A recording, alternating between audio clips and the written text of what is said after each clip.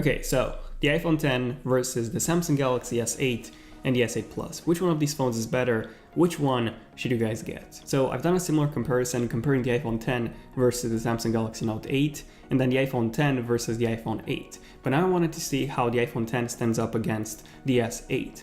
So why the S8? Well, the S8 is still a top-of-the-line smartphone. It's the second best one that Samsung sells after the Note 8. And then the S8 also comes with the exact same display size as the iPhone 10, so 5.8 inches. And in this video, I'll be comparing everything you need to know about these two phones. So everything when it comes to the design, the display, the specs, camera, special features, battery, storage, price, and so much more. So yeah, grab some snacks and enjoy.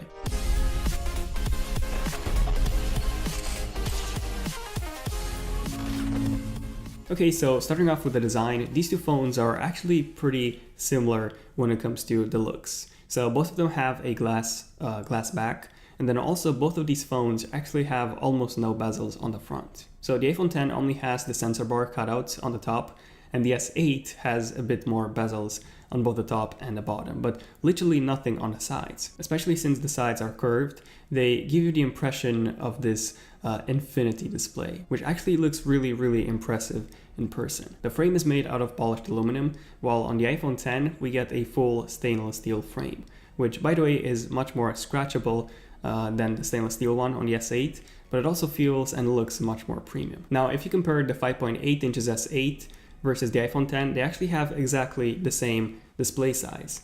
Now the S8 is indeed a bit taller, and the iPhone 10 is indeed a bit shorter, but wider. But overall, design-wise, I do have to say that I do prefer the way the S8 looks, since you get a much more uniform design, at least when it comes to the bezels.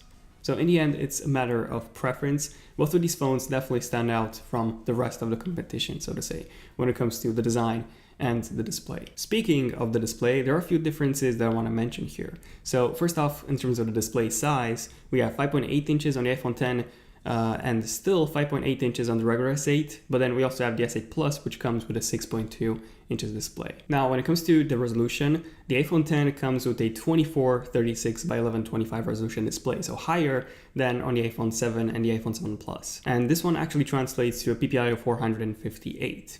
Now, the S8 and the S8 Plus, they actually come with an even higher resolution display than the iPhone 10. So 2960 by 1440, which actually translates to 567 PPI on the S8 and 530 on the S8 Plus. So both S8 models actually have a sharper display than the iPhone 10. Now, when it comes to the display technology, we finally have an OLED display on the iPhone 10. So OLED on both the iPhone 10 and the S8.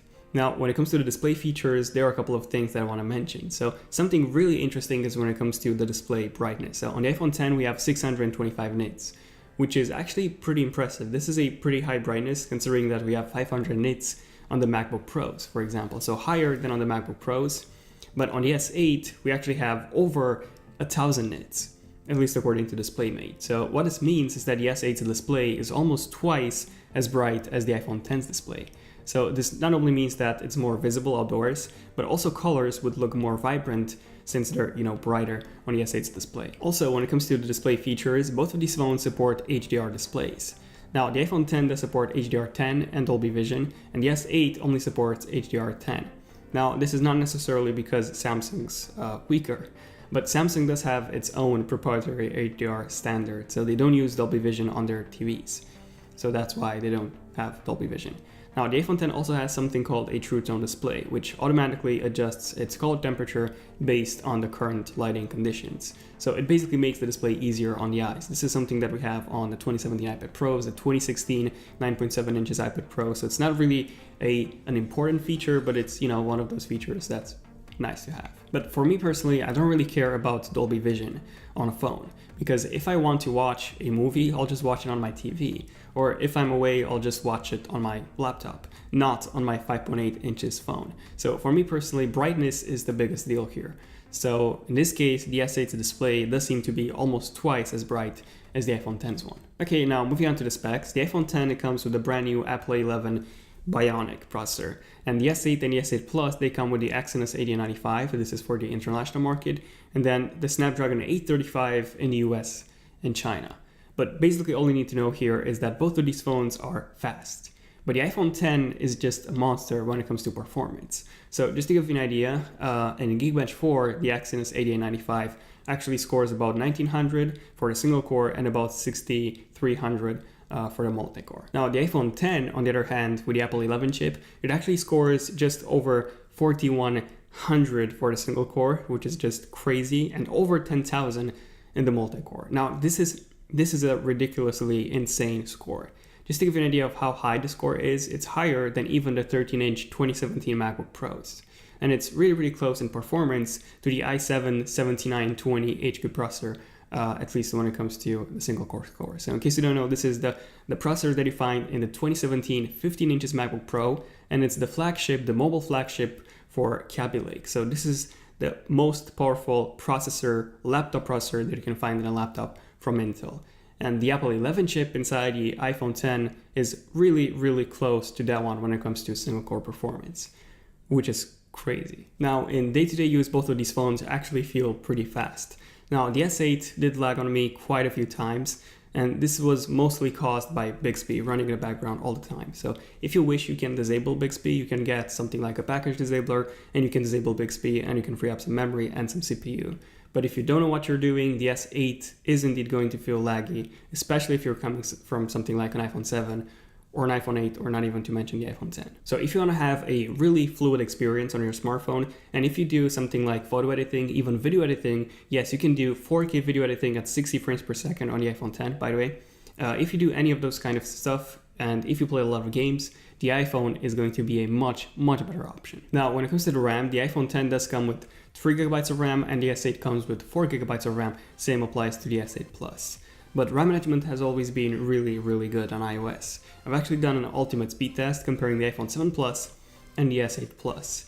And the difference is just huge. So if you want to take a look at this video, this is basically how it's going to be with the iPhone 10 versus the S8 Plus when it comes to RAM management, even a bit better on the iPhone 10. So when it comes to raw performance, fluidity-wise, and also RAM management-wise, the iPhone 10 wins by a long shot here. Okay, so what about the camera? We have quite a few differences here.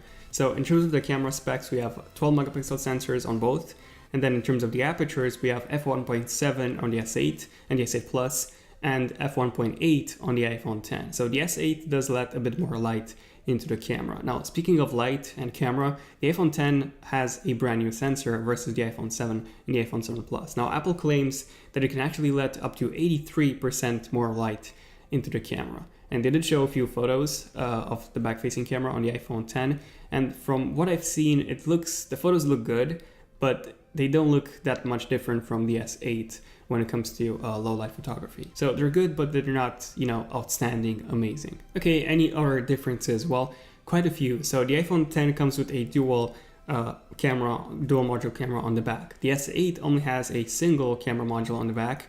So with the iPhone 10, you can do 2x optical zoom. You can get those really nice depth effects that you can only get, by the way, on the Samsung Galaxy Note 8, not the S8 and the S8 Plus. But probably the biggest difference when it comes to these cameras is in terms of video. So the iPhone 10 can do video recording in up to 4K, up to 60 frames per second versus 4K 30, which is what we have on the S8. Now, this is crazy. The iPhone 10 is one of the first phones, well, it's the second phone that can do 4K at 60 frames per second, which is really, really impressive in a phone. I really want to test and see what the bitrate actually is, but at the moment, the bitrate on the iPhone 7 is higher than the one on the S8. Also, speaking of video, let's talk about slow motion. So the S8 can do 720p at 240 frames per second, which is pretty good, but the iPhone 10 can do 1080p at 240 frames per second, so a pretty big difference here as well. But speaking of differences, let's talk about the front-facing camera, because there's a lot of differences between these two phones. So resolution-wise, we have 8 megapixels on the S8 and the S8 Plus versus 7 megapixels on the iPhone 10. Now, when it comes to the aperture, we have f1.7 on the S8 versus f2.2 on the iPhone 10. So the iPhone 10 essentially has the exact same camera on the front as the iPhone 7. So exactly the same, no improvements at all, not even in the sensor. Now the S8 can do Quad HD video in up to 30 frames per second, and the iPhone 10 can do 1080p video in up to 30 frames per second, and also the S8 has a wider angle on the front-facing camera. So yes, the front-facing camera on the S8 is much, much better than the iPhone X one. So camera-wise, the iPhone X has a better back-facing camera with 4K video at 60, a dual camera module, 2x optical zoom. You also get portrait lighting and lots of features, but the S8 has a better front-facing camera. Next up, we have the special features. So these two phones come with a ton of features. I'm not going to cover every single feature of these two phones. I'm only going to cover the differences. So the S8, for example, comes with microSD card support, and it can support up to 256 of extra storage in case you need it. Then the S8 also comes with a headphone jack. It also comes with VR support, so you can get something like the Gear VR, which the iPhone X, Apple doesn't sell any first-party VR headset, which is a bit disappointing. So hopefully at some point in the future, we'll see something like this. Then the S8 also comes with USB-C as a USB-C port, which the iPhone X doesn't. So yeah, with the iPhone X, you still have to use the Lightning port. So if you want to connect it to a MacBook, you cannot really do that. You have to buy an adapter. Whereas the S8 connects directly to Apple's MacBooks, which is pretty funny. Also, better water resistance on the S8, so IP68 versus IP67. And then we also have a heart rate and an oxygen level meter on the back, which is, especially the oxygen level meter, that's pretty useful to have. You don't even have that on an Apple Watch, for example. At least it's not enabled. Other than that, we also have an iris scanner on the S8, which the iPhone X doesn't. It has something a bit different, which I'm going to cover in a second, but no iris scanner on the iPhone X. And then on the S8, we also have an always-on display. Now, the iPhone X. So the iPhone X comes with dual stereo speakers. These speakers are amazing compared to the S8 one. Now, the iPhone X also comes with Face ID. So we have depth sensors on the front with advanced facial recognition, with face unlock, and then you also have emojis, so animated emojis that you can actually control with your facial expression. So these are pretty cool. We also have tap to wake on the iPhone X, and then we also have 3D touch, so a pressure sensitive display, which doesn't actually work on the S8. So I mean, on the S8 we have a pressure sensitive home button area, so on the bottom of the phone, but we don't have a full 3D touch display on the entire display area like we do on the iPhone X. Next up, let's talk about the battery size and the battery life.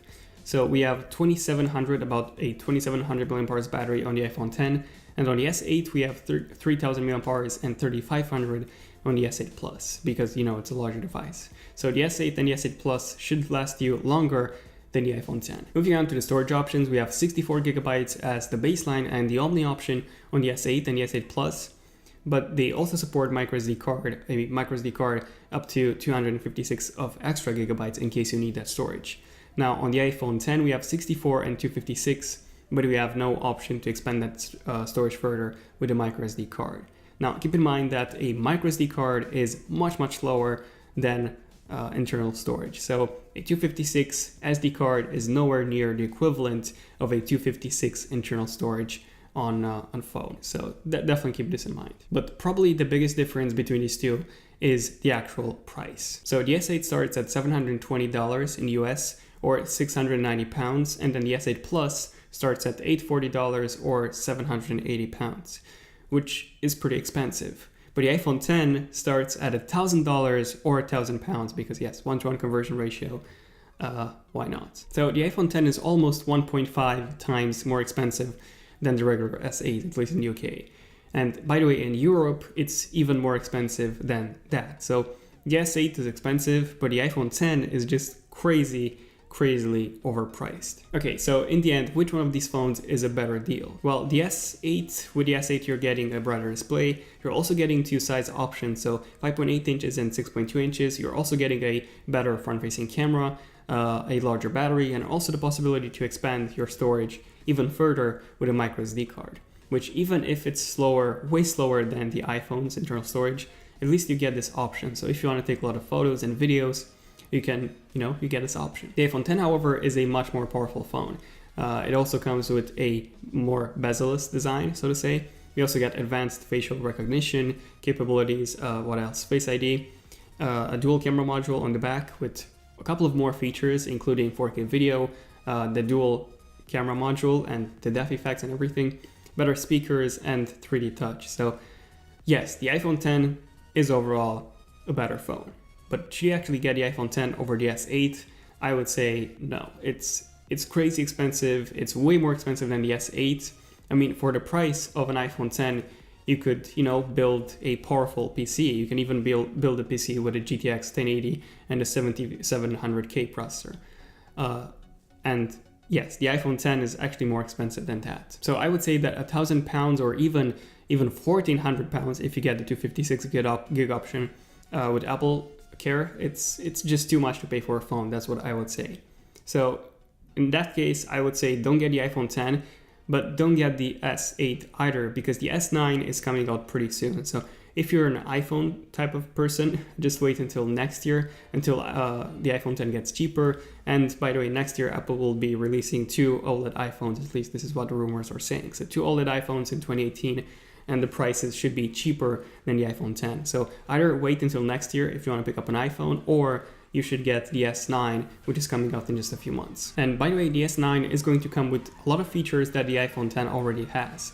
So 4K video at 60 frames per second, that's coming with the S9, advanced facial recognition, and also the possibility of having a fingerprint reader embedded into the display assembly. This is also rumored to come. So yeah, let me know in the comments which one of these phones would you actually pick and why, and what do you guys personally think about these two phones? Is any of these worth it right now? The S8, even if the S9 is coming soon, and the iPhone 10, even if it's way too expensive and overpriced. Other than that, feel free to subscribe if you want to see more videos, more in-depth comparisons like this one, and also don't forget to enable notifications by simply tapping on that bell icon so that you're notified whenever I upload a brand new epic video. Let me know in the comments if you made it until the end, and other than that, feel free to give this video a like if you enjoyed it, to let me know. And yeah, this has been pretty much it. So thank you for watching. I'm Daniel, and I'll see you guys in my next one. Zen of Tech, signing out. Cheers.